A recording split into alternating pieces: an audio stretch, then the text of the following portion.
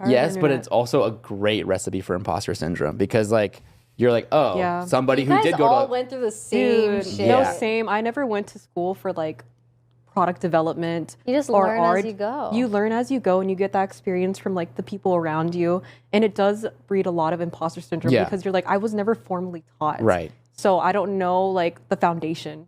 Yeah, I realized that like, my imposter syndrome is not nearly as bad these days. It's something that I've worked through a lot over time, and it's kind of something that I've like learned. Actually, you helped me a lot with that too, and I don't know if you remember this, but I have this conversation burned into my brain, and you probably don't even remember it. Oh, but what did I say? It was 2 years ago when we were at Coachella together, when you brought me along to take photos for you at Coachella. Yeah. And I was like just along for the ride, you know, and we were staying with a lot of like your friends, like some of the roomies back in the day and stuff.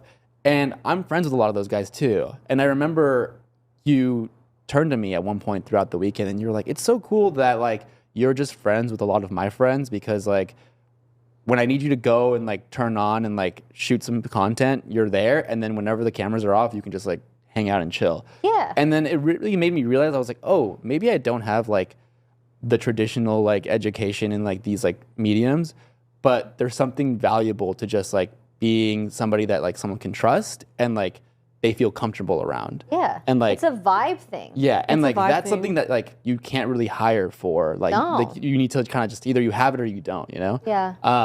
And so that really helped with a lot of my imposter syndrome where I was like, yeah, maybe somebody might be like traditionally more trained for this or like have the hard skills that are a little better than mine, but that doesn't necessarily mean that they'll like mesh better or like you can trust them more. Yeah. And like, so now I've realized the value in that too, and it's helped me build my confidence a lot too.